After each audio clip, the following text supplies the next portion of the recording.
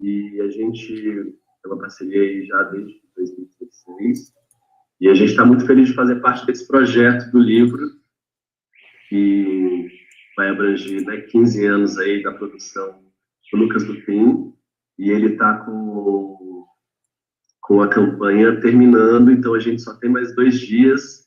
Então, quem quiser apoiar a campanha do livro, ele vai falar para vocês também.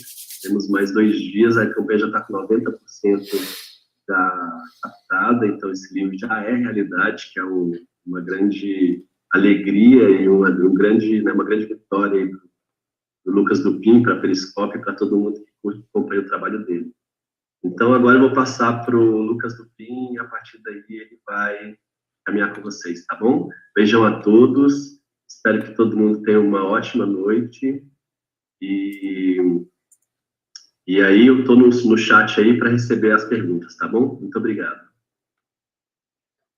Olá, boa noite a todos. Rodrigo, você me escuta?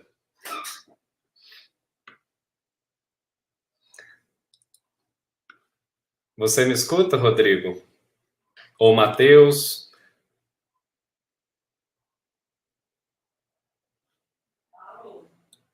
Alô? Alô? Vocês me escutam agora? Agora sim. Ah, ok, gente. Problemas técnicos. E vocês me veem agora? Também, perfeitamente. Ah, então ótimo. Maravilha. Vocês me ajudam aí, viu, Rodrigo, Matheus? Pessoal, obrigado, boa noite. Obrigado, Rodrigo, pela introdução. Realmente, assim, eu já deixo aqui para vocês um convite, né? A campanha faltam só 2 dias para ela terminar desse primeiro livro. E até uma questão que foi muito interessante é que, né, fazer um livro, colocar, né, um percurso aí de quase 15 anos e vendo imagens, recorrendo, né, trabalhos anteriores, a gente consegue também ver um percurso ali e ver também como que as coisas estão todas conversando entre si. E a Lenora é uma artista, assim, querida, incontornável, acho que para qualquer artista, para qualquer pessoa que estuda arte contemporânea, com certeza em algum momento já se esbarrou. E, assim, são tantas afinidades que quando a gente se conheceu pessoalmente não deu outra, né? O papo, a conversa foi longa e tanto que eu fiz esse convite para ela e é uma alegria, assim, hoje fazer essa conversa com uma artista não só, né, que eu admiro bastante, mas como pessoa também. E espero que vocês gostem da conversa. Eu vou chamar a Lenora aqui para a gente começar. E de antemão, pessoal, eu já trago uma coisa que é uma conversa, né? Então, assim, a proposta desde o início é a gente fazer uma conversa gostosa, uma conversa entre artistas e compartilhando um pouco dos nossos olhares, né? De trabalhos que talvez tenham algum diálogo e tem um espaço para a gente perguntar, né? Então, inicialmente, os microfones estão mutados, mas eu já deixo o convite para que vocês coloquem perguntas no chat. O Rodrigo e o Matheus também estão atentos a esse lugar de bate-papo e vão poder interromper a gente aqui a qualquer instante para fazer alguma colocação, porque eu não estou vendo bate-papo aqui, senão eu me desconcentro completamente e a Lenora também não. Ok? Sejam bem-vindos. Bem-vindo, Lenora. Olá, boa noite a todos, boa noite, Lucas. Muito bom estar aqui, estou muito feliz essa oportunidade da gente, nesse momento, especialmente, né, de estar juntos, não tão de pertinho, mas de algum modo bem juntinho. É um modo que a gente consegue atualmente, né, Lenora? Exato. Pessoal, vocês não sabem, mas hoje à tarde a gente já fez uma conversa que a gente falou, gente, já podia ser a live, né? Bom, viemos até combinados, né? Agora que... Viemos até combinados no look aqui interno. E né? não Estamos foi combinado. Tintim. Tintim. E a proposta, assim, logo, né, Lenora, quando a gente, né, começou a conversar, a primeira vez que a gente, vamos dizer, esteve junto, conversando mais a fundo sobre trabalho, sobre obra, sobre produção artística, eu nunca vou esquecer, porque foi uma visita muito impactante, né? Eu e a Ludmila, minha companheira, nós no seu ateliê aí em São Paulo, e conversando sobre foto performance, né? Foi uma conversa muito específica, né, sobre um ponto que era trabalhos, né, feitos no qual o corpo está em questão, uma ação está em questão, só que eles são trabalhos que eles têm um pensamento já enquanto imagem, né? Não é tanto a experiência com o público que está em questão, mas essa experiência de você construir uma narratividade a partir da imagem. E, assim, né, tem inúmeros trabalhos que lidam com isso, e de cara eu falei, gente, a gente tem que conversar com a Lenora. Né? E foi uma visita, assim, para mim, muito incrível, porque, eu não sei você, Lenora, mas quando a gente entra no ateliê do artista, né, é um passeio muito íntimo, né, porque o modo como você organiza o espaço, o modo como você põe a sua mesa de trabalho, eu acho que isso já está no processo, né, artístico. É verdade. Né?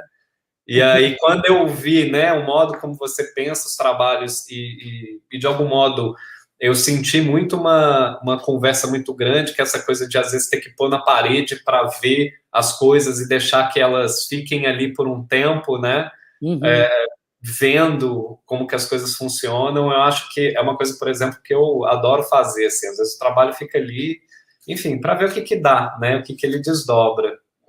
É verdade, você sabe que, bom, durante esse período da pandemia, eu acabei me mudando para fora de São Paulo, embora mantenha minha casa lá, mas estou morando no meu sítio. Na verdade, um sítio que eu frequento e usufruo desde os anos 70, meu pai comprou em 70, meu pai era artista também, e tinha um ateliê aqui, e aquele estúdio que vocês conheceram, né, a Ludmila, e a Catarina ali na barriga. A Catarina estava na barriga ainda.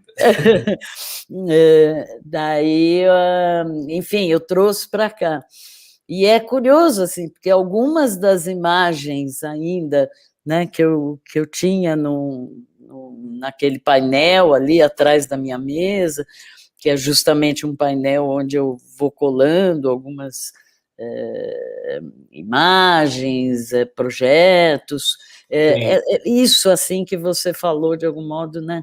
A importância da gente conviver com isso perto de você, né? E que aquilo, o tempo vai passando, e nessa convivência, foi engraçado até, porque eu trouxe, né, o painel, desmontei e montei de novo com algumas ainda imagens daquele momento. Entendi. Né? E aí foi, só para contextualizar, foi em 2019, antes da pandemia. Antes da pandemia, exatamente. Foi antes ali. da pandemia, antes de tudo. E a gente também teve, na verdade, eu acho que o primeiro contato pessoalmente que a gente teve foi no Pivô, né, quando você estava fazendo residência, e foi, assim, uma empatia, né, uma coisa imediata. Foi muito legal, já parecia que éramos amigos, né, há muito tempo. Mas você sabe que foi até antes, Lenora, foi um pouco antes, talvez no ano anterior, eu não sei se foi no mesmo ano ou no ano anterior, mas numa abertura na Nara, em São Paulo. Verdade. Eu acho que foi do Raul Mourão. Mas eu lembro que foi até um ponto engraçado, que assim, a Lenora, ela é filha do Geraldo de Barros, que é um artista também, assim, né, quando a gente fala concretismo, todo, assim, não tem como não falar do seu pai, né, de Geraldo de Barros. E eu, assim, topeira, eu nunca fiz a ligação que você era filha do Geraldo de Barros. Completamente, sim, porque tem um diálogo. Eu lembrei da conversa da gente na Nara, claro. E aí né, assim, a gente conversando nessa vernissagem, e a gente tava num papo, né, bem legal e tal. Aí você falou, não, porque papai. Eu falei assim, quem é seu pai? Geraldo. Aí eu falei, gente, não acredito, peraí, para tudo, assim, eu bloqueei as coisas, né, assim, mas porque eu acho que o seu trabalho, embora tenha uma conversa, ele tem a sua autonomia completa em relação à linguagem, e eu realmente, assim, não fico estabelecendo essas né, assim, essas ligações, talvez no campo afetivo, familiar e tal, como uma questão que talvez define o trabalho em si, né? Eu acho que, obviamente, é um lugar que a gente acessa, né, o trabalho, mas, por exemplo, eu acessei o seu trabalho até ali, até aquele momento, sem essa chave, né, sem esse lugar de compreensão, e eu achei aquilo lindo, assim, por um lado, né? Aí que eu fico feliz com isso, enfim, que essa aproximação tenha vindo. É curioso também, porque, de algum modo, muitas vezes até já me perguntaram, tal, que relação que eu sentia com o trabalho do meu pai, e eu levei, assim, algum tempo, assim, para de algum modo, ali entender um pouquinho se eu tinha, de fato, uma relação tão imediata, né? Ele tem essa tradição, quer dizer, trabalhava dentro de uma tradição construtivista, a ideia né, da questão, e foi curioso que, não digo recentemente, mas foi coisa de uns, sei lá, uns 5, 6 anos atrás, que um dia eu estava observando umas fotos dele, daquela série ali dos anos 40, 50, e a série, na verdade, é muito mais conhecida pelas inserções abstratas que ele fez, né, a ideia da fotografia abstrata, geométrica, já uma conexão ali com a arte concreta, e foi engraçado que, claro, eu acho que, de algum modo, eu aprendi um certo rigor com ele, tudo isso, até mesmo com a relação com a poesia concreta e tudo mais. Mas, ainda assim, se existe, assim, pelo menos a meu ver, uma ligação com o Geraldo, eu vejo mais numa série de fotos que nem é tão conhecida dele, que são umas fotos que ele fazia, umas coisas meio performáticas, umas situações meio performáticas. Então, e eu lembro que ele contava para a gente que ele punha chapéu, capa, um pouco filme no ar ali, aquele clima, e criava situações, subindo uma escada, atrás de um vidro, ali, com a cara. Então, daí um dia me deu esse clique, eu falei, olha, se existe... Na verdade, eu sinto que meu trabalho, de algum modo, conversa mais com uma série de outros artistas e influências, enfim, até da própria geração, do que propriamente, né, uma ligação direta com o Geraldo. Mas, enfim, e é legal que você tenha... Mas tem essa coisa, né, das influências, que a gente até conversou hoje à tarde sobre isso, né, que eu tomei assim, folheando esse seu livro aqui, o Relivro, eu não sei se todo mundo... de uma exposição no Oi Futuro, uma exposição de vídeos. E aí eu estava, para a nossa conversa, revisitando esse livro, né, dando uma folheada nele novamente e tal, e aí caiu uma ficha, né? Eu acho que tem essa coisa do universo do livro, da biblioteca, que é algo que me interessa, né, absurdamente, que é esse encontro também com o acaso, né? Às vezes a biblioteca ela mais vale pelo acaso que ela enreda do que pelos livros em si, pelos aqueles livros que você já leu, né? Então tem essa ideia de, às vezes você puxa um livro, abre numa página e fala coisa, né? Exato. Hoje foi engraçado porque assim, eu abri seu livro e aí eu me deparei com o homenagem a George Segal, né? Que para quem conhece um pouco o trabalho da Lenora, ele é um trabalho que né, assim, é uma video performance que ela vai escovando os dentes e essa pasta de dente, a espuma, ela vai se espalhando pouco a pouco até ela tomar conta da cabeça inteira e ela se assemelha de algum modo, né, dialoga de algum modo com os trabalhos desse escultor que é o George Segal.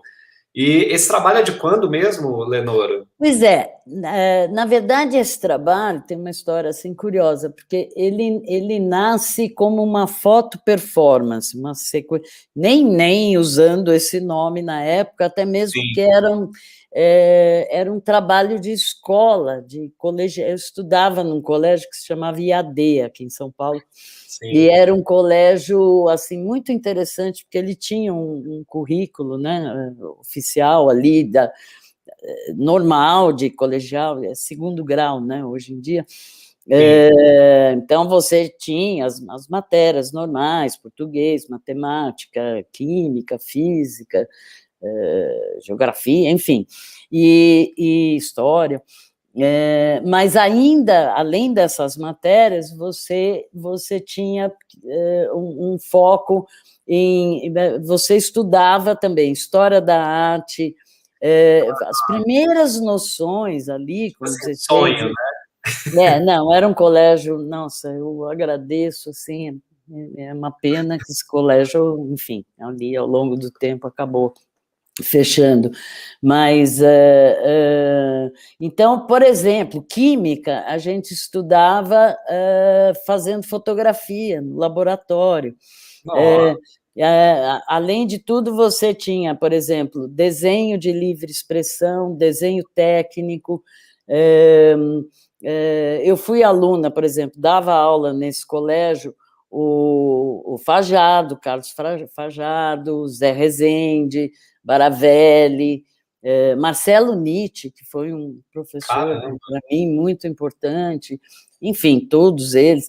Então, um dos professores, eu não me lembro exatamente que cadeira, então, pediu para a gente fazer um trabalho fazer uma crítica à sociedade de consumo. Então, na época, era um tema e tal.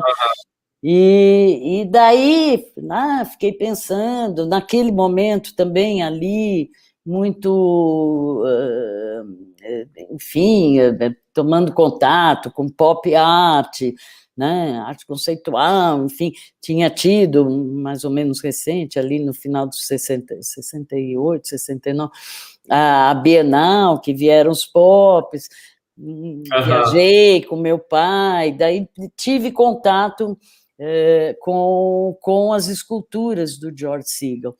E foi para mim assim foi muito impactante assim. Quando eu vi na Bienal, eu acho que era que tinha o que a gente chamaria hoje em dia de uma instalação, né?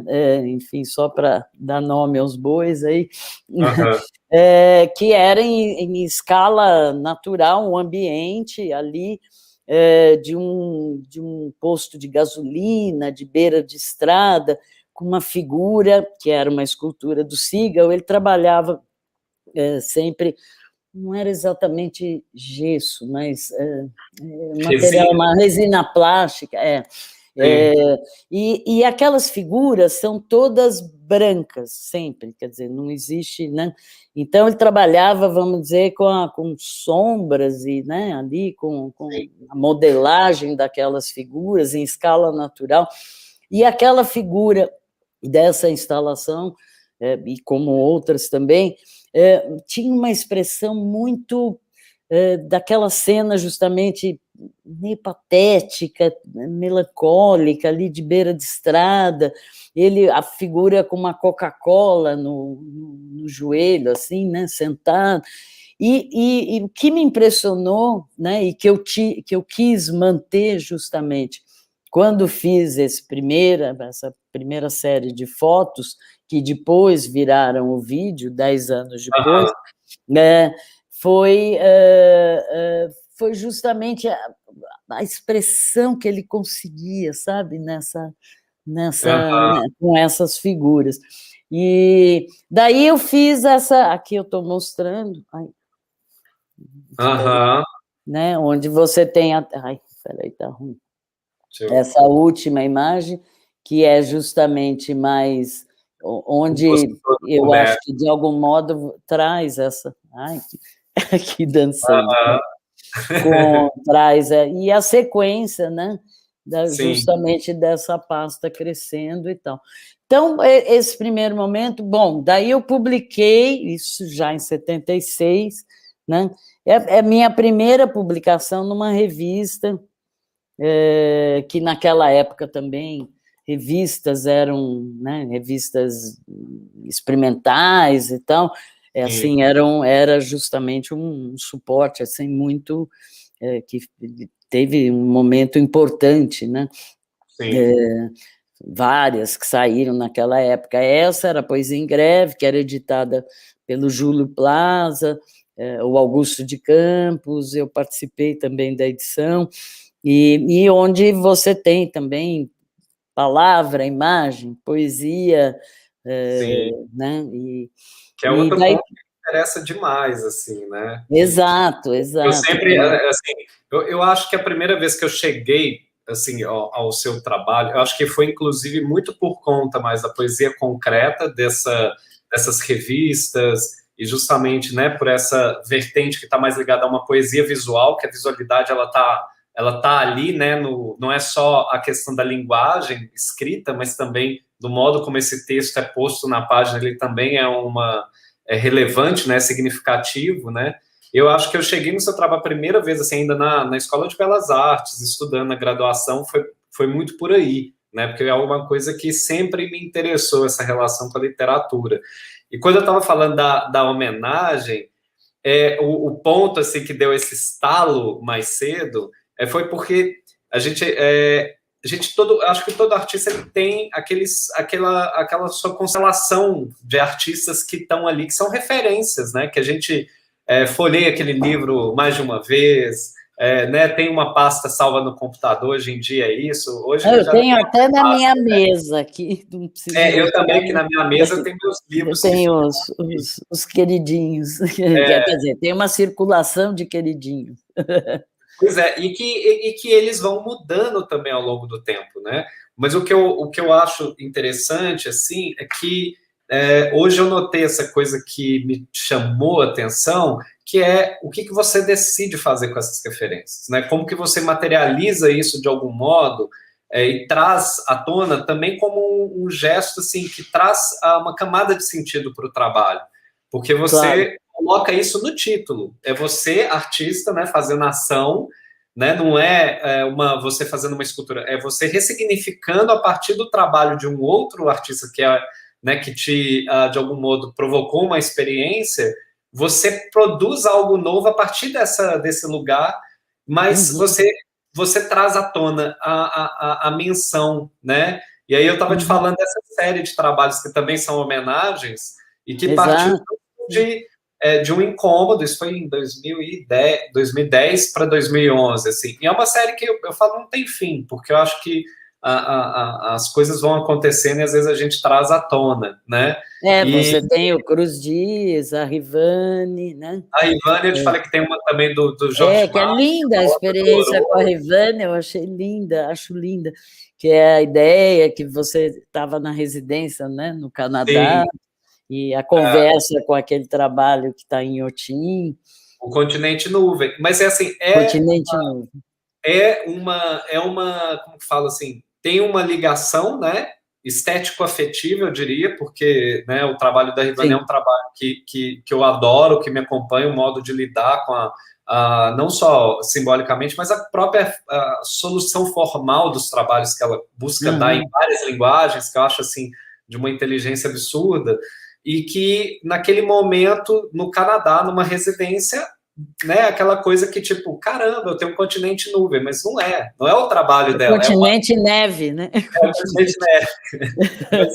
Essa ressignificação de uma experiência e trazer isso para o trabalho, né, tipo, gente, isso aqui tem uma ligação, tem uma conversa, e isso é uma camada do trabalho, é algo que eu gosto, né, porque a gente estabelece relações o tempo inteiro, né, e no caso dessa homenagem, e aí você trazendo essa ideia de que ele começou ainda numa experiência de escola, né, já é uma consciência de trazer à tona uma questão de apropriação, de ressignificação, né, são gestos também que estão na arte contemporânea como um todo, né? Só que a gente está falando de década de 70, né? Sim, isso é início de 70, o trabalho, acho que quer dizer, virou trabalho, na verdade era um trabalho, como eu falei, não um trabalho de escola, e tudo isso que você falou, realmente, essa ideia de você não exatamente reviver, mas buscar ali, né, quer dizer, aquele ponto de vista, né, do outro, né, e trazer para você, quer dizer, eu acho que é muito bonito isso, no fim. Eu, por exemplo, bem mais tarde, em 90 e pouco, eu até tive uma coluna no Jornal da Tarde, que era um jornal vespertino aqui de São Paulo, e nessa coluna, enfim, eu tinha plena liberdade, no sentido de, sei lá, cada semana eu elegia um tema, ou eu fazia um poema visual, ou uma foto performance, e por aí vai. Desculpa. E foi um momento onde eu também tem lá uma série de diálogos com esses artistas, enfim, que ali estavam no meu universo de influência, de interesse, né? E interesse especialmente, né, pela questão do processo, e eu crio também diálogos poéticos que vão também dentro desse contexto aí, acontecem dentro desse contexto que você bem falou, né, quer dizer, são interlocuções, né, que a gente cria, né, imaginárias, né, que são muito legais. Às vezes para o artista não tem nada a ver, né? Às vezes para o artista que você está fazendo.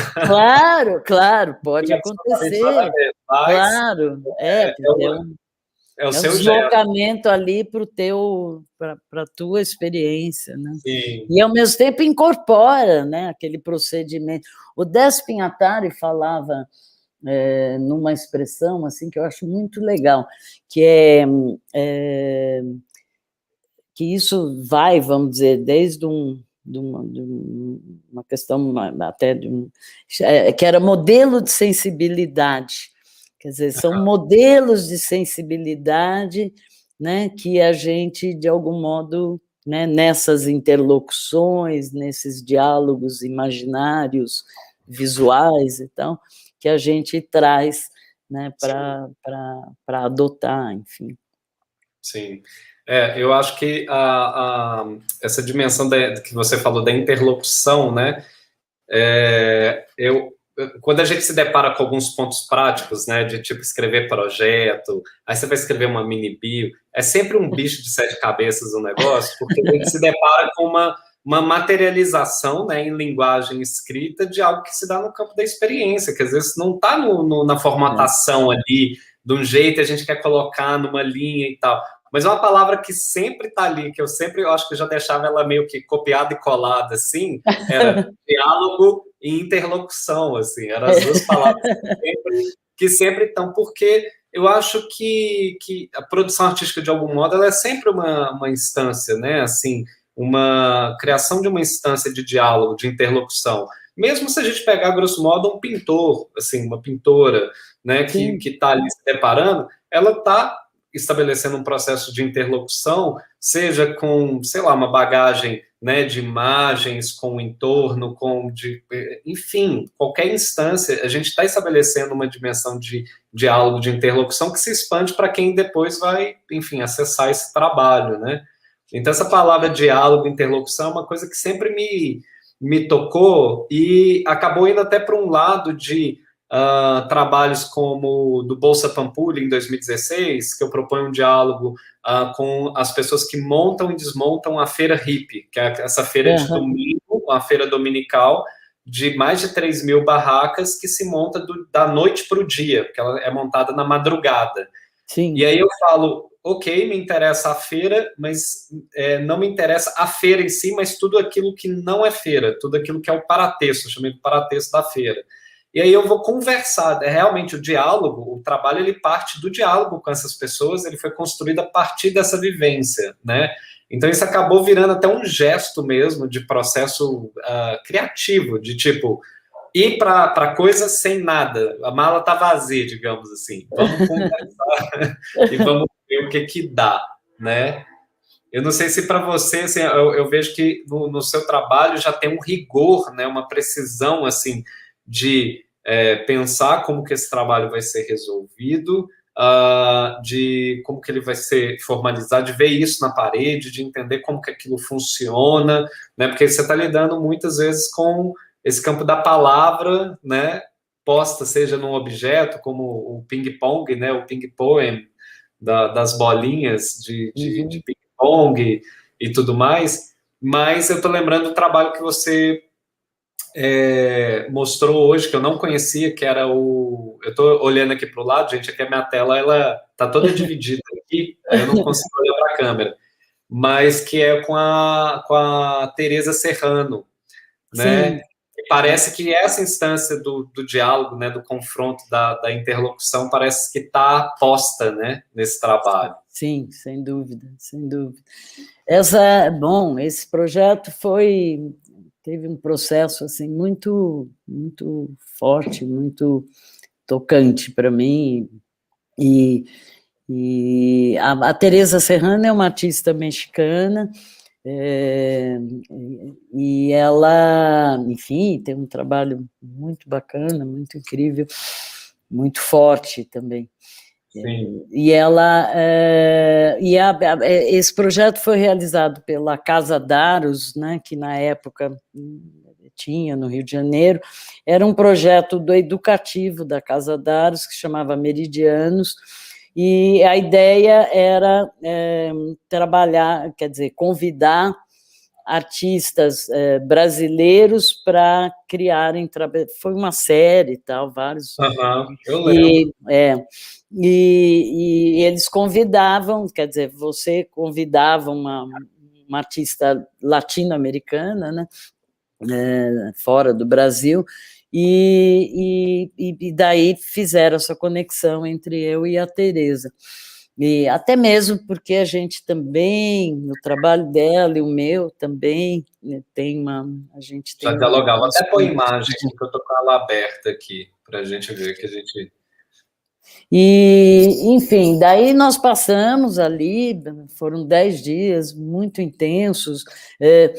Na verdade, o projeto, né, ela morando no México, eu aqui, começou já naquela época, né, na época do Skype ainda.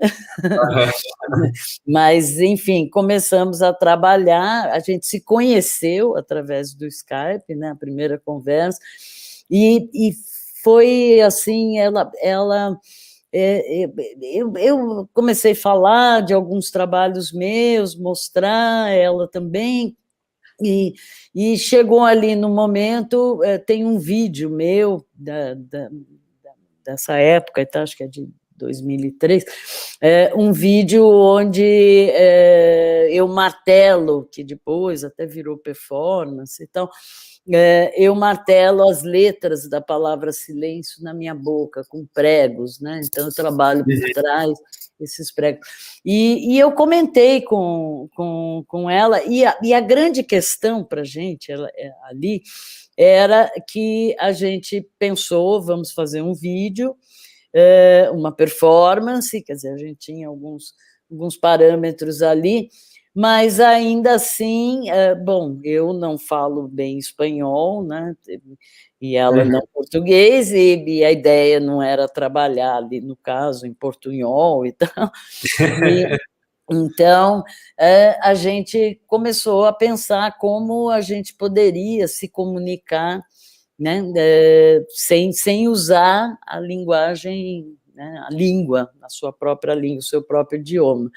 E ela, no meio, aí foi um ponto assim, luminoso, que ela, quando eu comentei sobre o meu vídeo, ela contou que o avô dela, ele tinha convivido com o Garcia Lorca, na Espanha. E ela contou que o Garcia Lorca ia, né, que o pai sempre contava, que ele ia à noite ali para as tavernas, tal, e que ele recitava, oralizava poemas com um martelo na mão, que ele ficava batendo na mesa e ritmando, né, a leitura que ele fazia dos poemas. Nossa, eu conto essa história toda vez, eu arrepio, porque quando ela contou, assim, foi uma imagem muito forte, né? E, enfim, e daí resolvemos, daí pensamos na ideia desse ambiente, eu lembrei do Real, Gabinete Real, né, de Leitura, Gabinete Português Real de Leitura, que é no Rio de Janeiro, né, onde a gente ia trabalhar, e que é, né, não sei se todos conhecem, mas é um lugar assim impactante, né? Só você entrar ali, aquela quantidade de livros, aquela biblioteca, que daí entrou a ideia, quer dizer, gerou esse impacto no sentido de um ambiente silencioso, mas que ao mesmo tempo, né, que é o ambiente, de um modo geral, eu acho, né, das bibliotecas, né, que todo aquele saber, tudo aquilo ali, vamos dizer, silencioso, mas pulsante através dos volumes.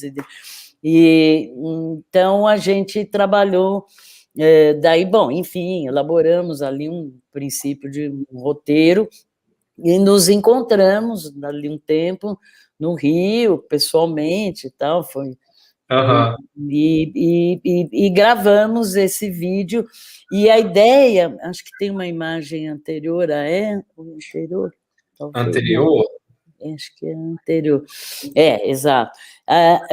Daí, bom, chegamos lá, fomos visitar o espaço, a Daros também já tinha mandado imagens e tudo mais, e daí a gente se deparou também, né, com esse suporte de livro, né, que antigamente se usava na biblioteca para você ler, aqueles volumes mais, os livros mais volumosos, etc.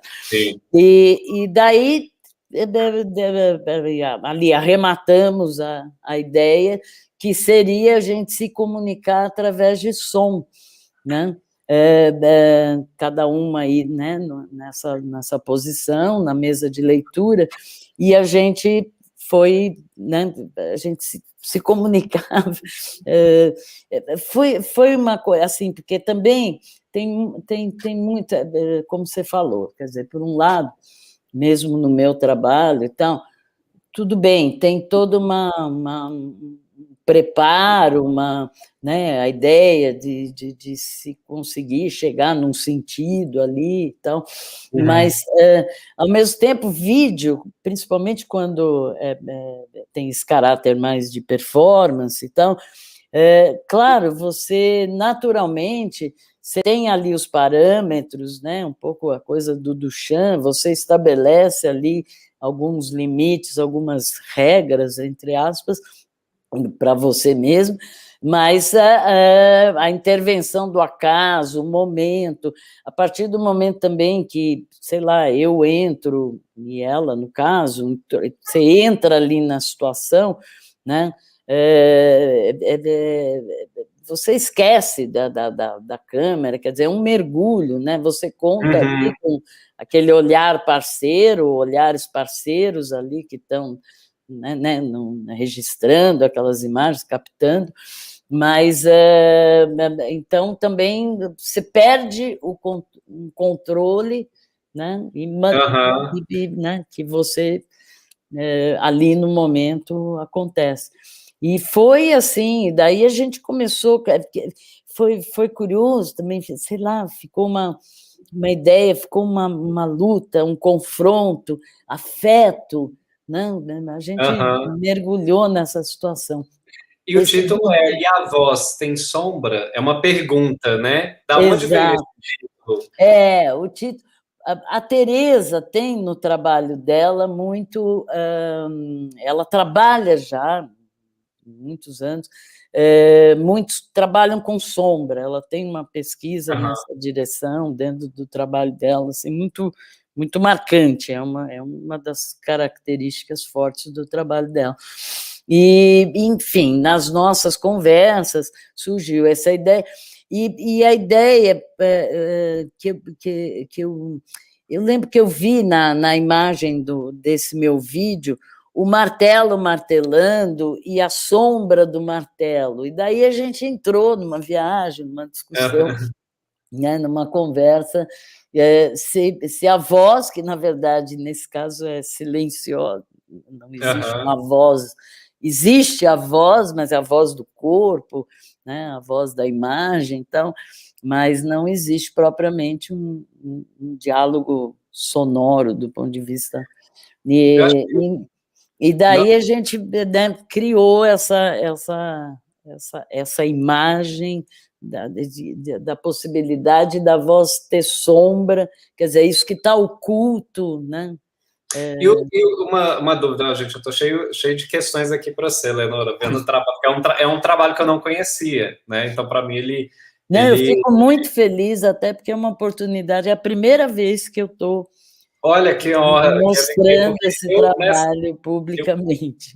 Já pesquisei, né, muito assim, os seus trabalhos e tal, então assim, a gente tem uma ideia, né, já assim da produção, mas esse, por exemplo, para mim é novo. E uma coisa que eu estou na dúvida aqui é assim, como que você, por exemplo, resolveu formalizar esse trabalho? Você apresenta ele enquanto imagem, enquanto vídeo, enquanto um relato? Como que ele aparece, por exemplo? Como que você vê esse trabalho dentro de um espaço de compartilhamento?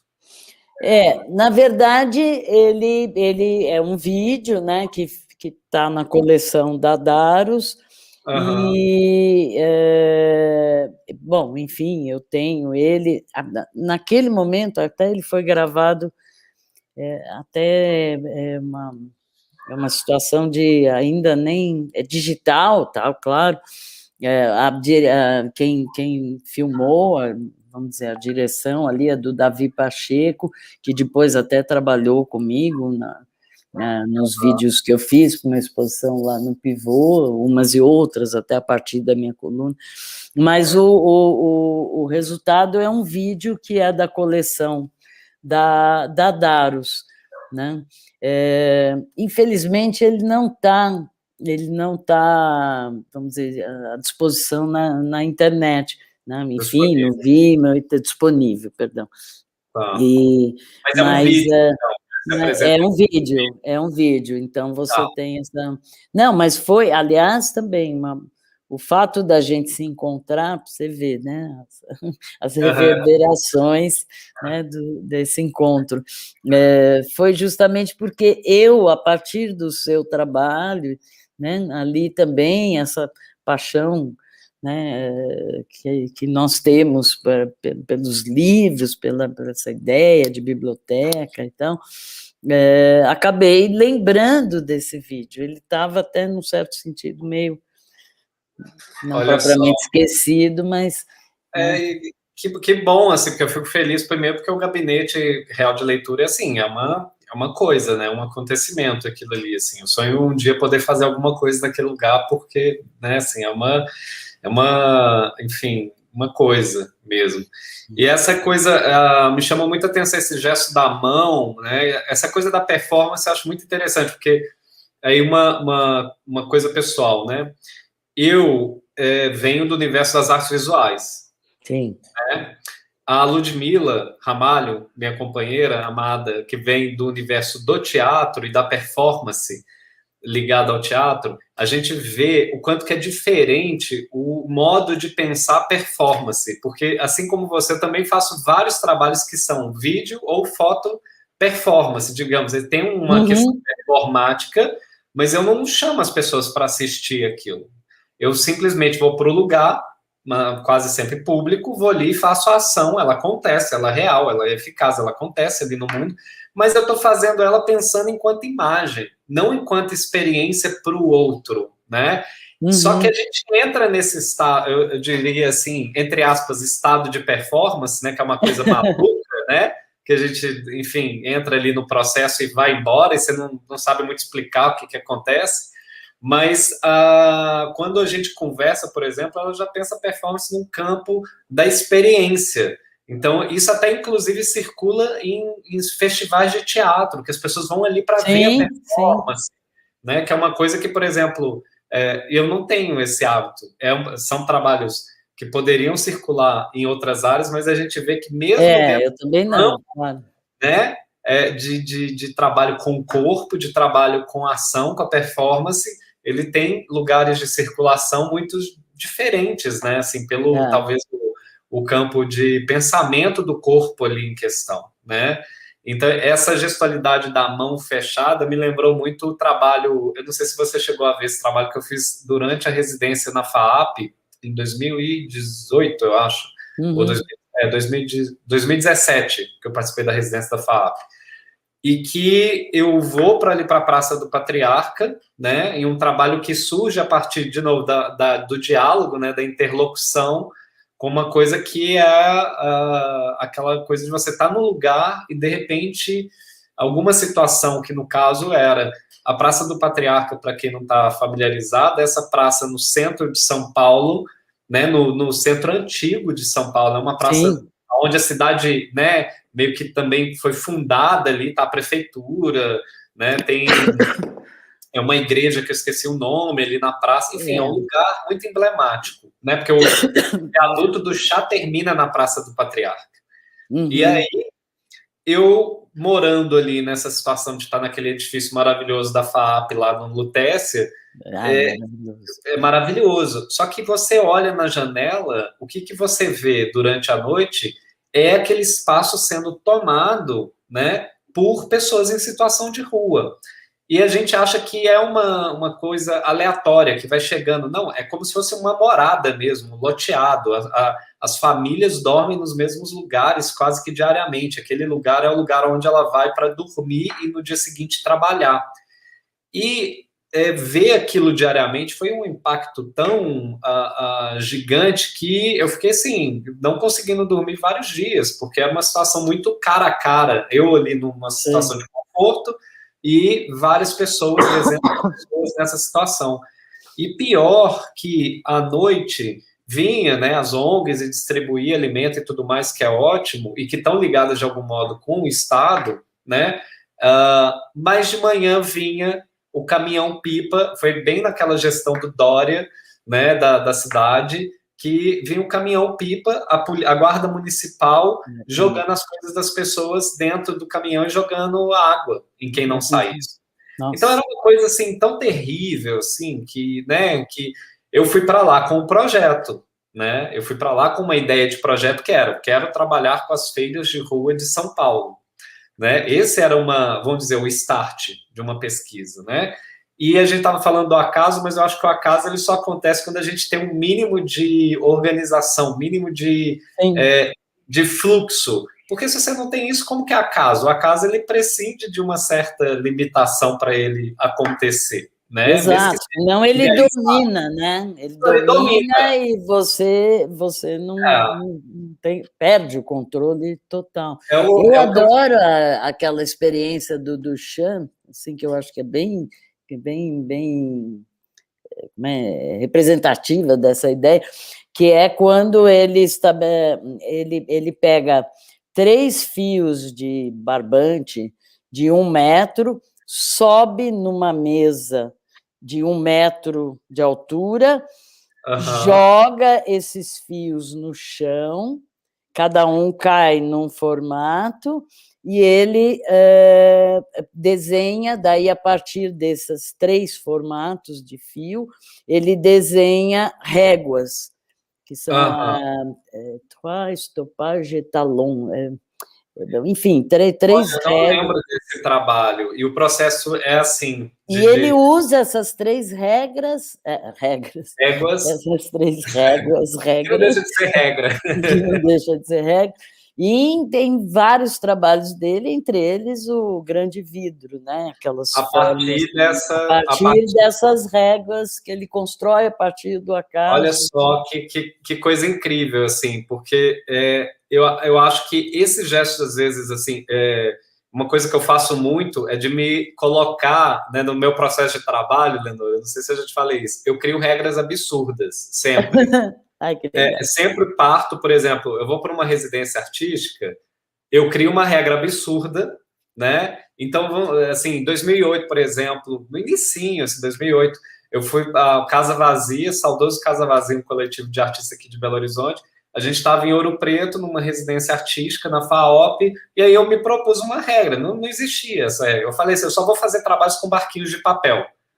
Só trabalhos com barquinhos de papel, que é uma coisa que eu tinha à mão, eu não precisava levar, era uma resma de folha que eu comprei na Aliás, papelaria. é um procedimento seu maravilhoso, assim, que você adota em outros Pois é, mas parte de uma coisa super simples, de uma coisa que todo mundo tem à mão, mas que eu me coloquei numa regra, e aí eu ficava tentando assim, o que isso dá? Né? Essa coisa do martelo, mas de ficar martelando o mesmo gesto, até que o gesto seja outro, sabe? Então Sim. foi surgindo ações performáticas com os barquinhos, outras coisas que deram errado, outras coisas que ficam ruim, e por aí vai, mas aquela imagem do barquinho dentro da boca, que é de 2008, vem dessa leva, e tem uma infinidade de trabalhos que eu nem mostro, que vem desse universo, mas eu criei uma regra para trabalhar, né?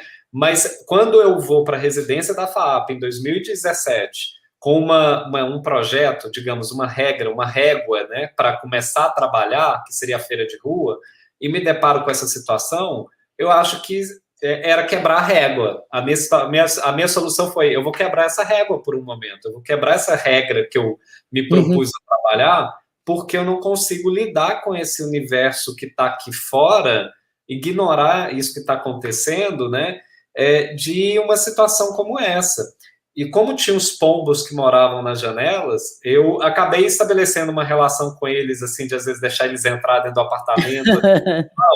E eram muitos pombos, né? E aí vira esse trabalho que é uma performance, uma vídeo performance, porque eu faço ela para a câmera, então ela tem um ângulo, um gesto, né? Deixa eu até ver se eu consigo. Isso que eu ia te falar. Aqui. Eu acho que eu deixei ela em algum lugar aqui. Mas que tem um enquadramento que me interessa, que, para quem vê o vídeo, assim, ele não é por acaso, né? Ele tem um pensamento. Sim, claro. Imagem.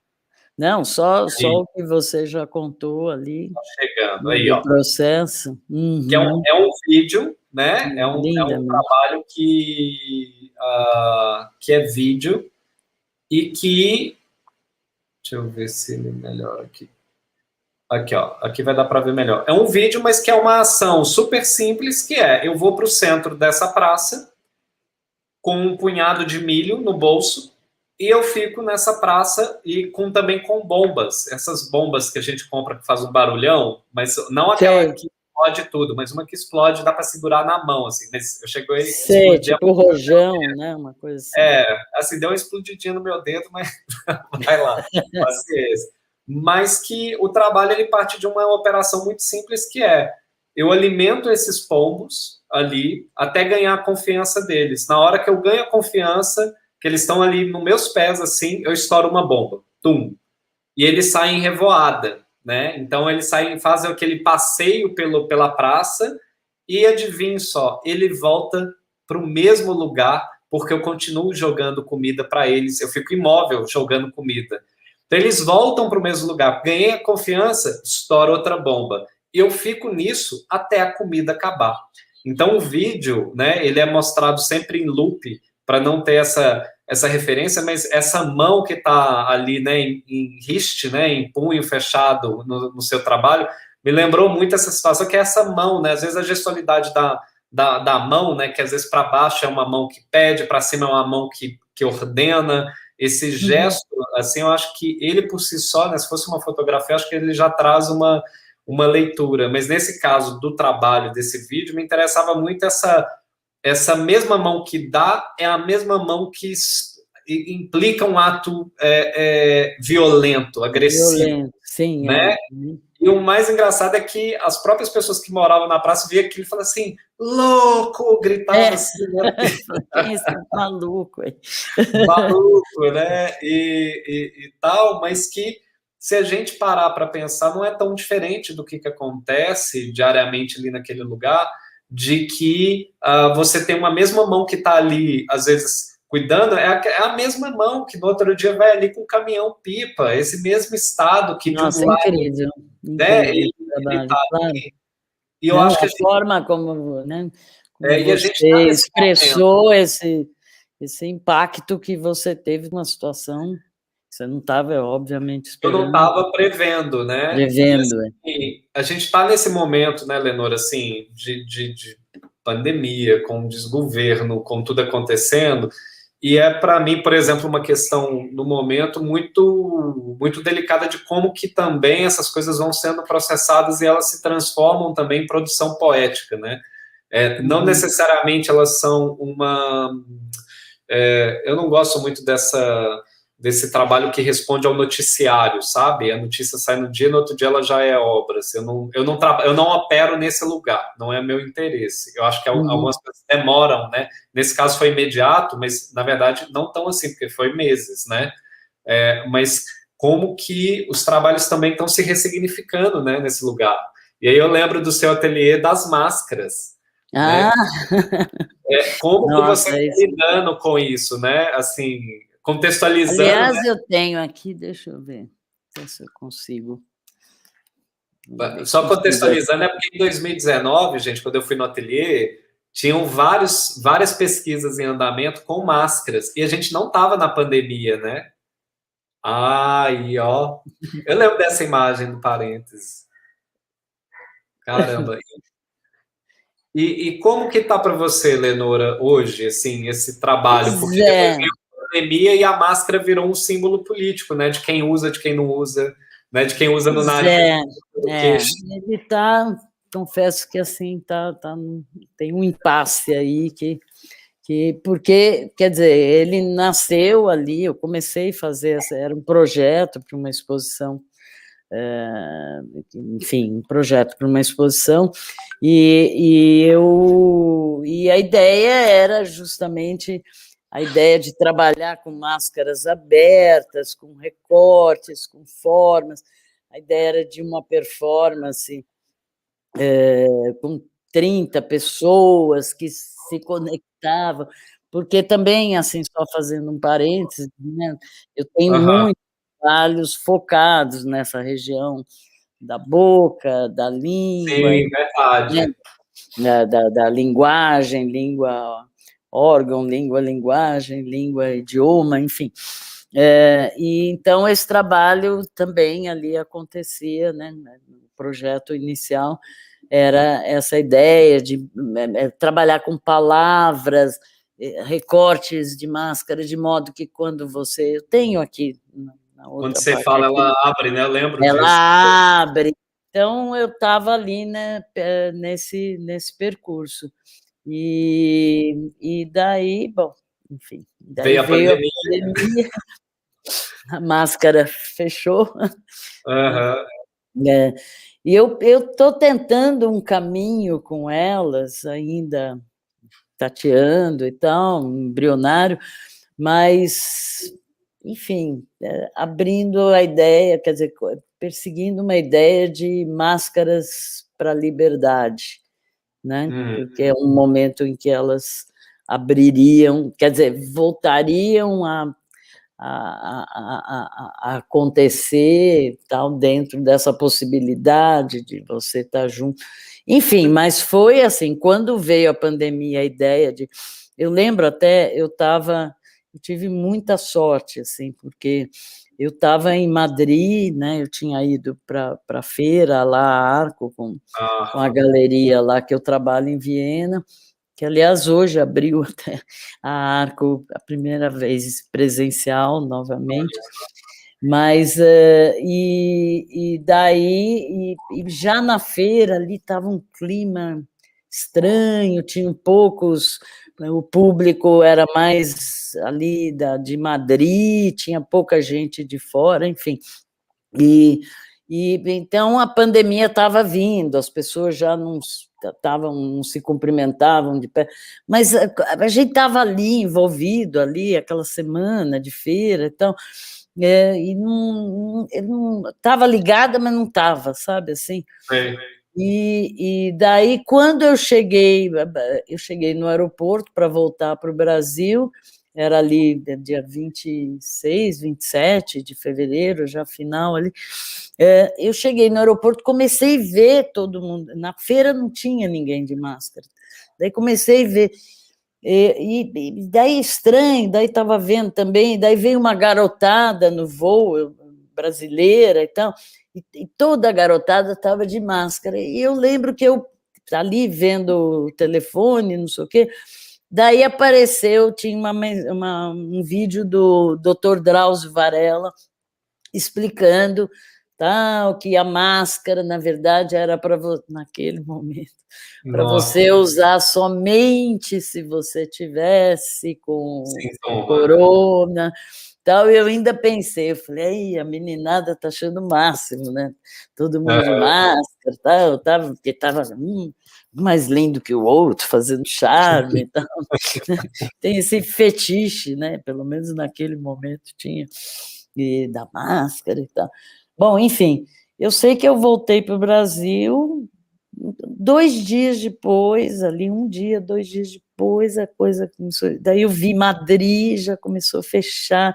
De repente, o próprio pavilhão da feira, a Giovana, que trabalha comigo, tinha ido comigo também, a Giovana me mandou uma imagem do pavilhão ali da feira, todo já com leitos. Não, foi. Nossa. E eu pensava, porque aquela semana ali foi uma semana, tinha muitas exposições, você ficava, né, enfim, ali circulando por Madrid, todo, muita gente, feira, e à noite, restaurante, bar, aquela festa, todo mundo cantando junto, não sei o quê. E foi assim, hoje eu vejo, às vezes, sei lá, alguma foto, vídeos daquele momento, eu falo, nossa, que loucura, assim, nossa, Eu vejo o parto da minha filha Catarina, né? Ela nasceu no finalzinho de fevereiro, né? 28 de fevereiro. Todo mundo no hospital sem máscara, né? Assim, só na hora do parto em si e tal, que a gente fez domiciliar e depois teve que ser cesárea. Mas logo na sequência, aquela coisa já todo mundo de máscara. Então parece assim, é uma divisão, né? Assim, da experiência até do espaço público que mudou. E lembrando que uma semana antes, assim, também era carnaval, tava todo mundo na exato, rua, né? Exato. É surreal essa mudança.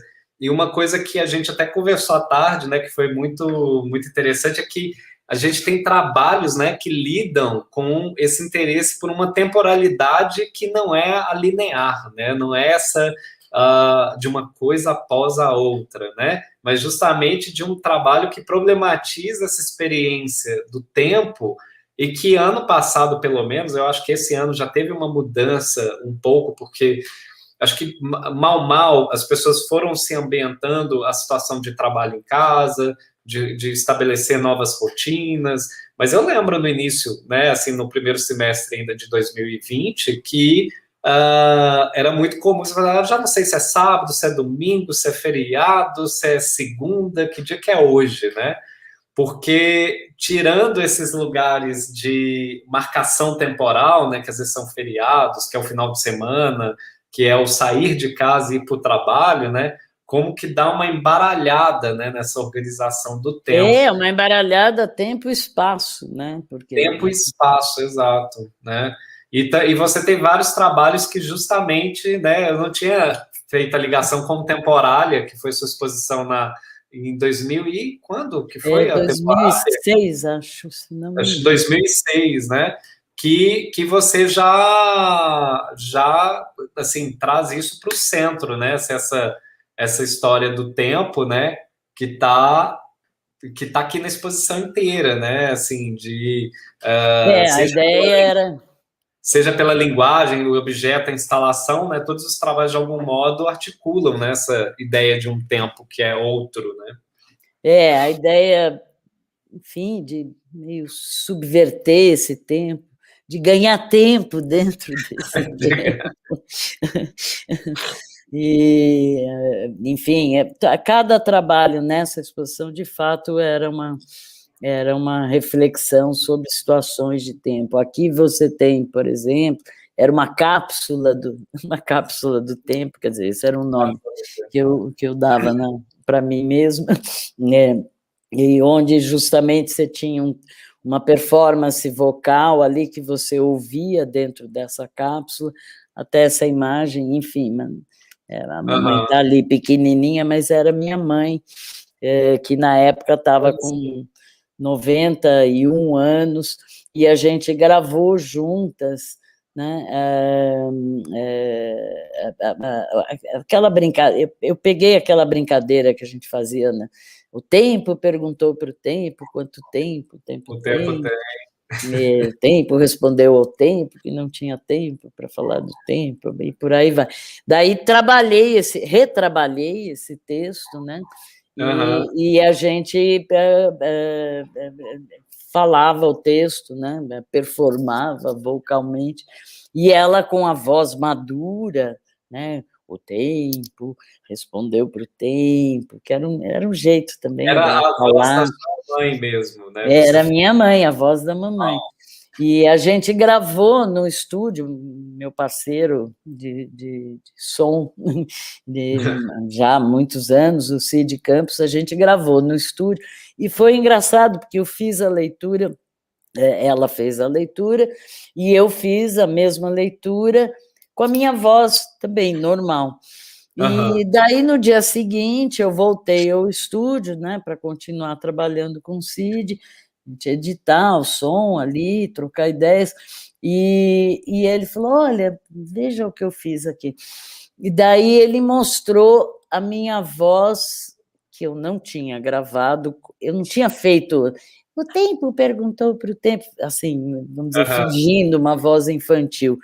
E ele pôs um filtro, né? E que transformou a minha... E eu levei um susto quando ele pôs, porque assim, me deu um branco na hora, porque eu me reconheci, mas né? Dei uma viajada aí no tempo.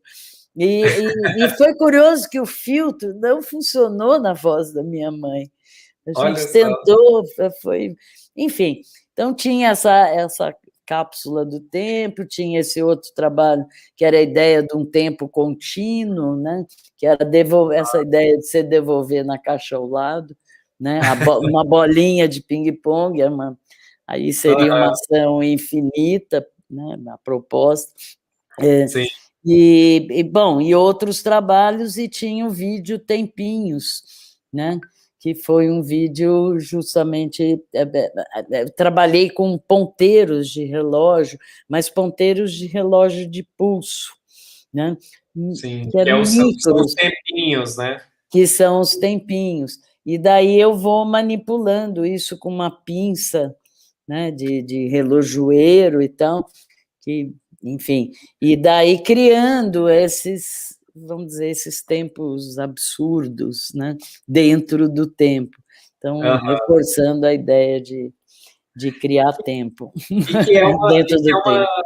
que é uma coisa, né, assim, que pelo menos para mim, assim, também que tem um interesse enorme, né, nessa dimensão do tempo, da impermanência, de como que a gente, né, eu acho que talvez dentro da filosofia a dimensão do o que é o tempo talvez seja um dos assuntos mais, né, assim, escorregadios possíveis, né, sempre que a gente vai ler alguma coisa, sempre tem uma outra perspectiva e tal.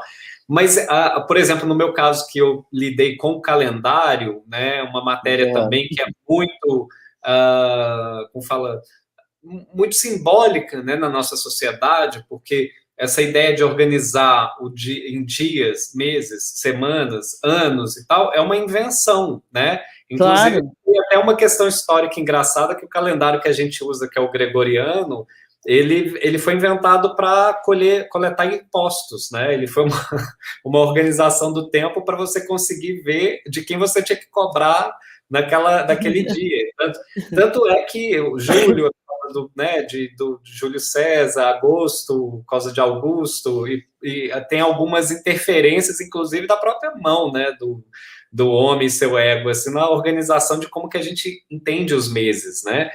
e que na hora que você simplesmente retira toda e qualquer informação temporal, deixa eu pôr a imagem, né? Estou falando da coisa sem Eu mostrar. adoro esse trabalho, é uma beleza. Mas que na hora que você retira toda e qualquer informação temporal, né? Que é o trabalho, ele parte desse gesto super simples, que é retirar toda e qualquer relação ao tempo. Então, dia, mês, ano, isso tudo vai embora para o chão. No caso da instalação em si, isso está ali exposto no chão, né? E é uma instalação que ela se organiza em várias camadas e todo ano eu acrescento um calendário. Eu criei uma regra, assim, de que ela está ligada aos meus aniversários, assim. Então, eu amplio a instalação todo ano. E que essa dimensão, essa impossibilidade de se localizar, né? Porque na hora que a gente tira os dias, os meses, os anos, o que sobra é esse grid, né? Essa malha fininha, uma renda inventada. E esses vazios, né? Esses vazios, essa impossibilidade de você se encontrar ali temporalmente, né? Uhum. E, para mim, veja, esse trabalho é de 2017, né? Só que eu comecei essa pesquisa em 2013. Na verdade, eu só fui expor em 2017 porque eu precisava de um galpão com o pé direito alto para mostrar o trabalho. Então, ele mostrou na Funarte e no Tomiotaki. Mas ele é de 2013. Hoje, né, com a pandemia, com esse momento de isolamento, acho que é um trabalho que ele se ressignificou diante da experiência do tempo que a gente tem.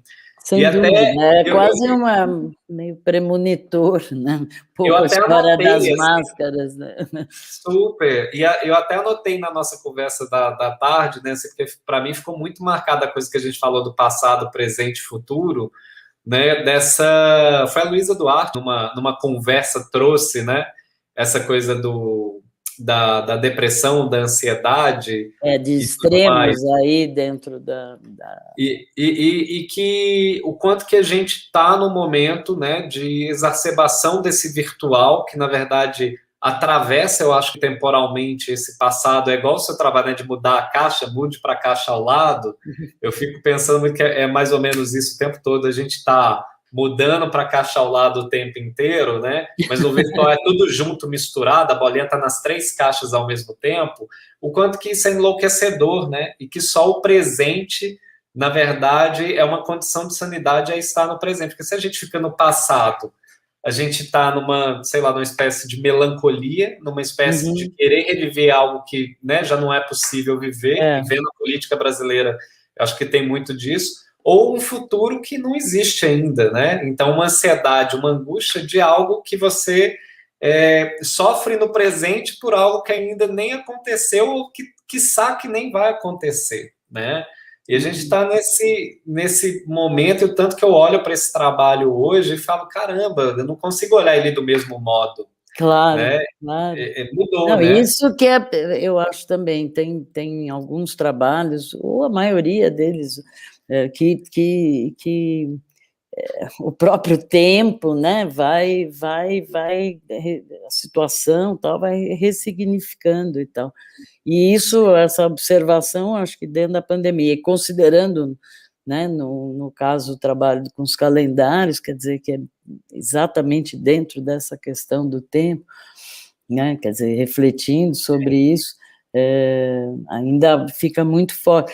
Eu até, no momento, estou participando de uma exposição na Casa de Cultura do Parque, aqui em São Paulo, que é ali no parque, em frente ao Parque Vila Lobos, mas com um trabalho que, na verdade, eu criei o ano passado, uma performance, uma instalação sonora, né, justamente, né, que daí também foi no momento ali já da pandemia, que a ideia, sem dúvida, também rebateu ali de imediato, né? Quer dizer, como você contou a história né, dos pombos, da performance, né?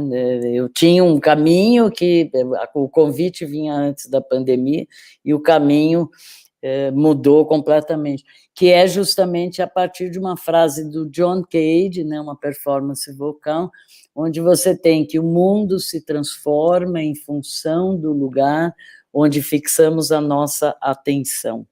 Esse processo é aditivo e energético. Então, essa ideia também de você, né, e o texto que acompanha, que eu trabalho a partir dentro da performance, o que houve, assim, resumindo, o que houve é já Ontem é já, hoje, amanhã é já. Então, essa ideia de tentar, né, fazer um convite para você se colocar no presente, né? É que está muito fugidio, né? Porque nossa, eu acho que a condição de sanidade atual é como que a gente faz para estar no presente, né? Como que a gente pode, sei lá, estar presente seja nas nossas ações, né, diárias, sejam nas nossas, enfim, no nosso trabalho, aonde for, porque realmente essa questão das redes sociais, do mundo, das lives, até disso, né, desse gesto que a gente faz hoje, que quando a gente não tem uma atenção com isso, o tempo se vai nessas experiências, né? Você é sequestrado o tempo todo, abduzido. O tempo todo, né? E o quanto que hoje, né, assim, eu não lembro agora onde eu li, eu acho que foi até num livrinho de escrita textual, de microtexto, mas eu não vou lembrar agora o nome do autor, enfim. Mas é um livro que ele falava sobre isso, assim, sobre o momento que a gente vive. Já foi, né? A economia já girou em várias esferas da mercadoria, de tudo, das commodities e tudo mais, para ele chegar e falar: hoje a economia gira em torno da atenção, né? E o quanto que a dimensão das redes sociais, por exemplo, tudo o quanto que você consegue captar a atenção do outro, né? O olhar do outro. Então, tudo está muito imediato, né? Até esse gesto da gente fazer essa conversa, gente, para quem está aqui, a gente está fazendo a conversa no Zoom, porque depois vai ficar gravado, perde, né, a referência, mas em tese nós estamos dentro do Zoom, dentro de uma sala com mais pessoas, fazendo um encontro, porque eu acho que no Instagram justamente tem essa dimensão de que tudo fica muito fugidio e a conversa ela se perde ali num toque do dedo, a coisa se perde, né? E eu acho que pelo menos a mim não interessa muito esse diálogo que se perde ali rapidamente. Eu acho que é mais interessante fazer essas conversas às vezes com menos pessoas, mas de um modo mais qualitativo, né, que a gente possa entrar em alguns pontos, do que essa coisa do passei para o lado, passei para o lado, passei para o lado, e não mergulhei em nada, né? Eu acho que é uma coisa. Falando de tempo, a gente já está aqui 1h30, Lenora, já... eu ia justamente perguntar. O Rodrigo até compartilhou comigo aqui pelo WhatsApp, porque eu não estou vendo pelo Zoom as perguntas. Então, assim, eu até peço o Rodrigo e o Matheus para me mandarem pelo WhatsApp, mas ele me mandou uma, Lenora, do Francisco Gracindo, que ele pergunta assim, que a gente comenta dos livros, da importância da biblioteca e em como o acaso da escolha de um deles pode propiciar achados. Considerando a prática performativa de vocês e partindo do célebre Onde se vê, da Lenora, publicado com um volume significativo de poesia visual, mas também de performances, queria indagá-lo se, como o avesso do livro da biblioteca, não vem a publicação como uma forma interessante de perenizar e, sobretudo, disseminar a prática performativa que vive em alguma medida do acaso e acontece de forma efêmera.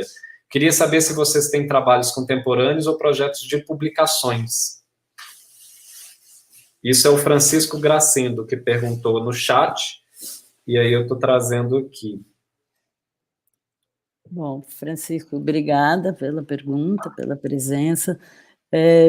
Olha, eu até acabo de publicar, embora não foi possível publicar publicamente ainda, um livro, justamente são 2 volumes, até aqui só de curiosidade, que se chama Umas, justamente com todo aquele trabalho que eu mencionei, tal, do Jornal da Tarde, né? São 2 volumes, aqui é o volume 1, onde eu crio esses diálogos que a gente estava falando com outros artistas. E são facsímiles, Lenora? São facsímiles, e o formato aqui nem cabe aqui. Nem cabe na tela. É da própria coluna, né, de jornal. Gente, era desse tamanho, assim? Exato, na verdade é uma página de jornal, é que aqui a gente não tem muito a dimensão, né? Mas é de uma página de jornal à altura. E, bom, enfim, eu estou muito feliz, uma publicação bilingue, inglês-português, com a Família Editions, que é a editora e a diretora, enfim, a Maria Lago, que faz publicações de livros de artistas. Então, bom, nesse caso eu acabo de publicar, que eu acho que nesse caso também acho que em todos os casos de publicações, né? Acho que o Lucas também agora pode falar dessa prevista aí, que a gente está aguardando, mas se justamente, por exemplo, esse trabalho, tudo bem, enfim, um portfólio é possível estar na internet e tal, mas essa relação que você tem, né, diretamente ali, a coisa táctil, de você poder consultar de algum modo mais facilmente até do que pela internet, a ideia né, que o livro traz né, eu acho que é fundamental, eu acho que você apontou isso na sua pergunta, né? Eu acho que também o livro tem essa coisa da narrativa, né, Lenora? Que assim, no mesmo. Uma palavra que você usa que é importante. Eu acho que né, ele é essa reunião, porque, por exemplo, nesse caso da sua publicação das tiras, né, da coluna do jornal, ela foi publicada semanalmente, aí de repente você tem isso, que é uma experiência condensada do tempo, né? Eu acho que o livro ele tem esse aspecto narrativo, mas ele também sobrepõe momentos temporais distintos, né? Exato. Então você tem ali várias colunas colocadas durante 3 anos, né? Mas que na verdade são 3 anos, né? Só o livro ele dá conta, né, de colocar isso de uma forma, de um objeto que você toma às mãos. Hoje pode ser um PDF, ok, mas eu sou analógico, eu gosto do livro. Não, sem dúvida. E eu estou nesse momento fazendo, né, assim, com a campanha de financiamento do meu primeiro livro, que é essa coisa de reunir também uma produção, uma seleção de trabalhos, não vamos ter todos, mas vai ter uma seleção de trabalhos ali bacana de 2007 para cá, que é um gesto de você pegar uma produção desse arco temporal e pôr num objetinho ali, né? Num objeto.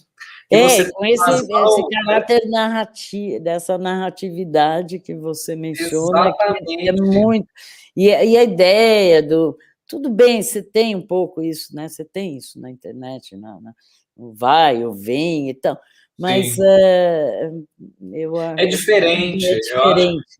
Eu acho que é fica diferente. Muito mais fica mais perceptível essa narrativa que está, essa narratividade que você, essa edição, né, no sentido amplo, eu acho que isso para a assim, compreensão do trabalho e tudo mais. Isso me interessa tanto do ponto de vista, né, de produção de trabalhos, mas também metafórico, artístico, filosófico, por aí vai. Mas o desafio agora é de fazer o meu próprio livro, porque, né, eu estou envolvido com o universo do livro até antes do meu próprio trabalho artístico enquanto encadernador, né? Então, assim, o livro ele sempre... Essa experiência é linda de você essa experiência de... Hoje eu não, vamos dizer, eu já não faço livros, né, como eu fazia lá atrás, em 2006, 2007, até 2009, por aí vai, de fazer livros. Hoje eu mais dou cursos esporadicamente do que fazer o livro. Mas só que eu fazer o meu próprio é, para mim, uma grande novidade, né, de tipo, ixi, agora eu vou fazer o meu. Tanto que eu falei, vou chamar o Estúdio Guaiabo, que é a Valquíria Rabelo e o Daniel Bilac para fazer o projeto gráfico, porque eu estou envolvida demais com o negócio, né? Aquela coisa de... Não, é um maravilhoso. É o melhor. Então, assim, a gente fez um diálogo, esse projeto tomou uma forma já, só que já tem 4 anos que eu venho adiando, sabe, Lenora? De, tipo, fazer esse projeto porque o tempo todo a gente vê as políticas culturais no país indo por água abaixo. Cada vez projetos de publicação autoral não tendo espaço também, mesmo dentro das leis de incentivo, que estão priorizando outras políticas no momento que são super importantes. E aí ficava com essa questão, como é que eu vou fazer o negócio? Né? Como é que eu vou fazer esse livro? Porque o meu trabalho, que tem um trânsito também muito grande em linguagem, até assuntos mesmo, eu falava, gente, o livro é crucial para poder ver essa pesquisa reunida, porque muita gente conhece só as aquarelas, vamos supor. Aí vem uma performance e fala, ó, gente, você faz performance. Aí tem gente que só conhece as intervenções ou as performances, fala, ó, gente, você pinta. Então, o livro, eu acho que ele vai trazer um lugar de um mergulho, um pouco com uma qualidade maior, no trabalho, na pesquisa artística como um todo, e não só numa série de trabalhos, né? E aí o modo como eu consegui viabilizar isso é através de um financiamento coletivo, que nada mais é que uma pré-venda do livro. Então, a pessoa ela compra o livro antecipado e ajuda a realizar o projeto. Então, a Galeria Lume e a Galeria Periscópio entraram juntos também, né, como patrocinadoras. Tivemos outros patrocinadores também que estão envolvidos. Cada pessoa, na verdade, que está participando da campanha é uma patrocinadora desse livro, né? Ela está ali com o nome dela porque, de fato, o livro só existe porque cada pessoa decidiu apostar, né? Comprar com antecipação o seu volume, porque só vai receber em outubro, mas, ao mesmo tempo, ela viabilizou que aquilo fosse possível. Então, assim, eu acho a campanha, né, tá indo muito bem, termina sexta. O link eu acho que eu consigo colocar até aqui embaixo, eu acho. Mas eu tento fazer isso já. Mas, assim, a campanha eu achei de uma potência, Eleonora, porque é uma forma da gente realizar as coisas sem, às vezes, depender dessa roleta russa que são os editais, que é depender, às vezes, e ceder também a pressões de um patrocinador, de departamento de marketing, porque você tem que dialogar também com esses interesses, né? Então, assim, eu achei uma potência poder fazer algo, né, que vem do interesse de várias pessoas que acompanham o trabalho, né? Claro, então, claro. A campanha tá indo, assim, vamos dizer, o livro está garantido, né? Ele vai acontecer. Agora a gente está justamente trabalhando para trazer melhorias assim, para o livro e aumentar o número de doações para bibliotecas, né, e centros culturais públicos. Então, é uma coisa que eu coloquei, que eu falei, não faz sentido o livro ficar só comigo e não estar nesses lugares que tem um acesso público, né? Então, isso é bacana, claro. Não, bibliotecas, fundamental. Olha, sim. Que chique, consegui, apareceu. E ó, esse é o link, tá muito youtuber, né?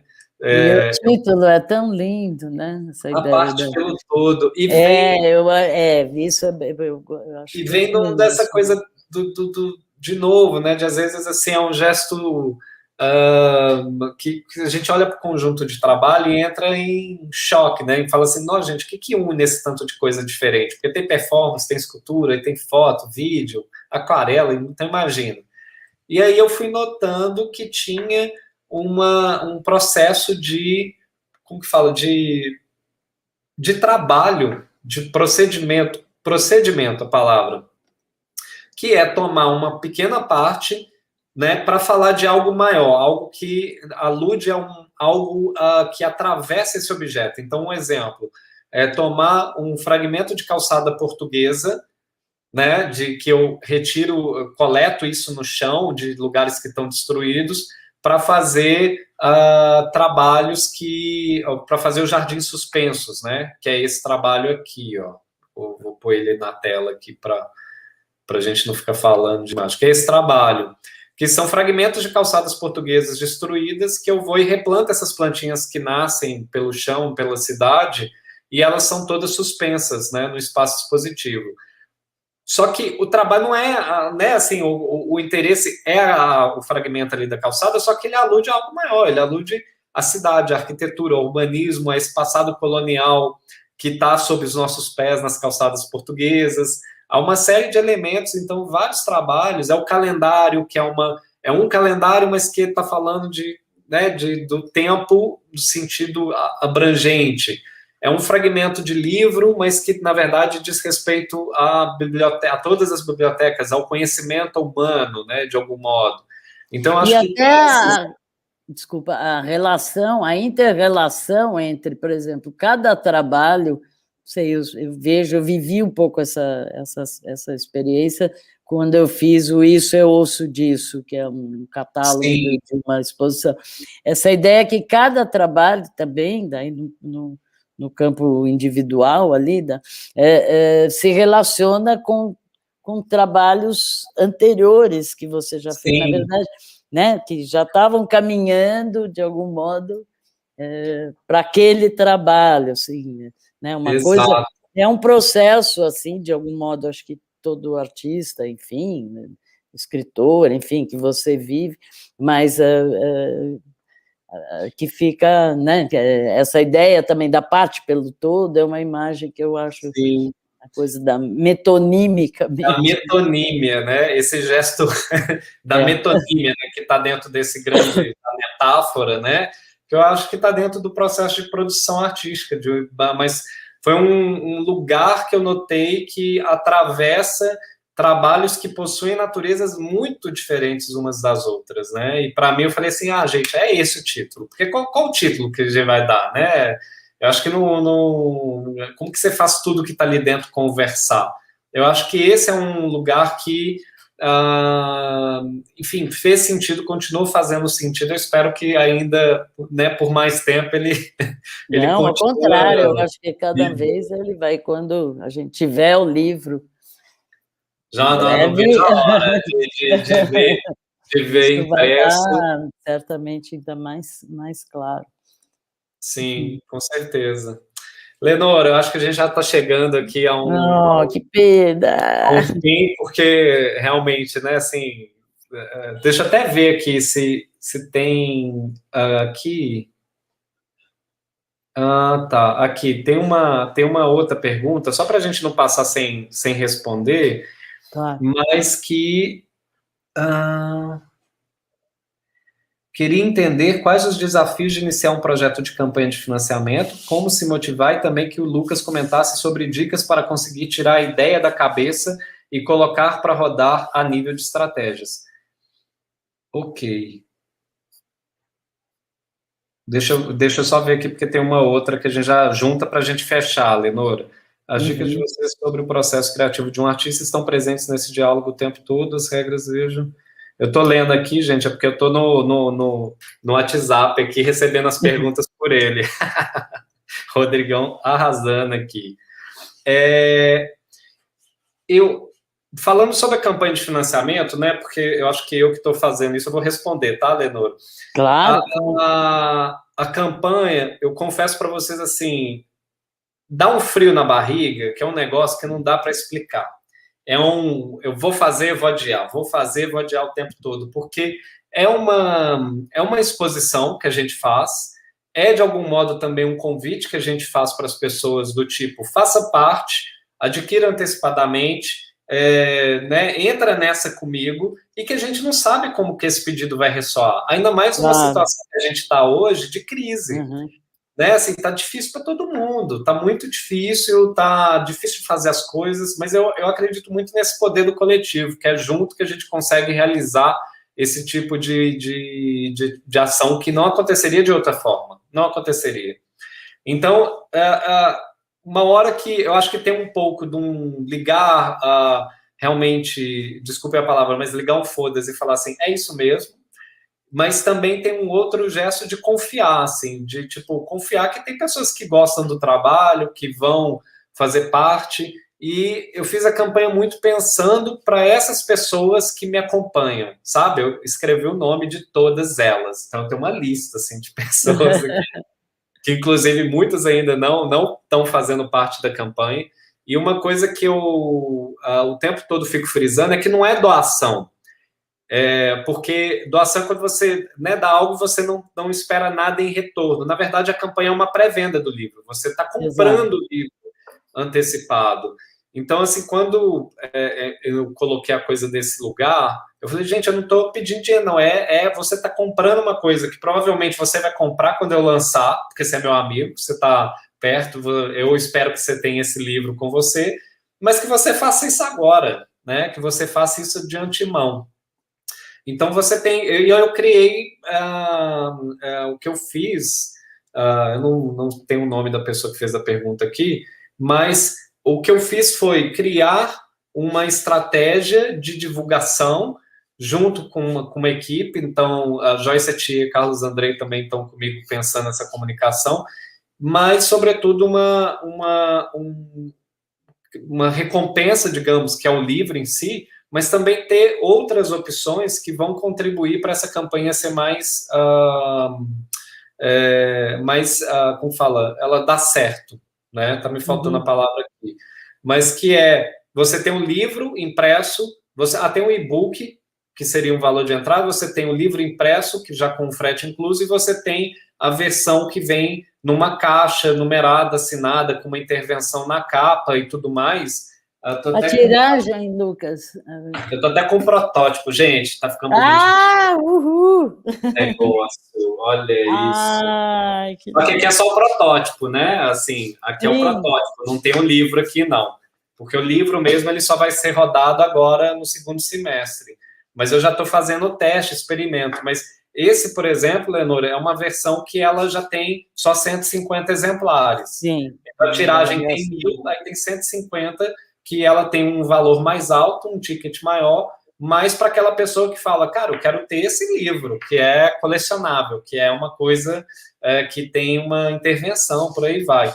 Isso já ajuda mais a campanha. E eu criei uma série de trabalhos da Biblioteca por Vida, esse trabalho com os livros cortados, unicamente para campanha. Então, é uma série que quem apoiar e adquirir essas obras, né, são 25, quem entrar na campanha e apoiar, vai ter um trabalho que foi pensado para a campanha, por um valor que vai ser colocado para fazer o livro, então a pessoa, ela se torna, vamos dizer, também uma patrocinadora desse livro, ela faz parte dele, né? E vem dando muito certo, né? Então, assim, a campanha já garantiu a meta básica dela, e agora são melhorias. Então, essa caixa, a capa dura, que agora é o que eu estou batalhando para todos os livros serem capa dura, que vai ser algo incrível, e por aí vai. Só que tudo ficou muito caro, gente. Então, assim, ficou tudo muito mais caro. Não, mas vai dar certo. A outra pergunta, que é da Fabiana Ortiz, ela fala sobre processo criativo, né? Ela fala, as dicas de você sobre o processo criativo de um artista estão presentes nesse diálogo o tempo todo. As regras vejo na construção da pauta e o acaso se apresenta nos diálogos entre os trabalhos de vocês. Obrigada por compartilhar o processo de vocês. Foi mais um comentário, eu acho, né? Nossa, eu que agradeço aí, né? A gente agradece, né, Lucas? Total. Eu agradeço mil ao Lucas por essa, como eu disse no começo, a oportunidade da gente trocar, conversar, estar junto. E curiosíssima aí pelo livro. Você falou outubro, né? Você falou outubro. Vai ser lançado em outubro, na minha próxima exposição individual, que vai ser na Galeria Lume, em São Paulo. Aí vai ser lançado nessa ocasião, né? Então, estamos a todo vapor aqui, enquanto ele está vacinados. Nossa, o universo permitir, esse governo também já vacinado. Mas é isso, te agradecer, Leonora, pela generosidade de sempre, de compartilhar, de trocar, de estar aberto a esse diálogo, porque eu acho que, enquanto artista do lado de cá, para mim, assim, é realmente uma alegria, uma honra, né, poder, entrar no seu espaço de trabalho, trocar essa ideia que a gente já vem, né, desde 2019, fazendo essas trocas, e agora aqui, eu realmente agradeço, espero que todo mundo tenha gostado, né, dessa troca. Deixo o convite mais uma vez para a campanha do livro e que eu vou compartilhar a nossa conversa lá no YouTube para depois. Muita gente não conseguiu estar hoje aqui, né, nessa coisa de pandêmica do dia a dia, do presente que a gente falava, mas vai ficar lá no YouTube, então depois eu compartilho com vocês, tá bom? E obrigado, Rodrigo, pela anfitrião, e Matheus Santana também. Matheus, obrigada. E foi, olha, muito estimulante, muito bom. Estava precisando. Bom, obrigado. Obrigada. Obrigado. Boa sorte para todos, saúde, vacina, viva o SUS. Vacina no braço. Vacina no braço. Isso aí. Obrigado, gente. Beijo, obrigada. Obrigada a todos.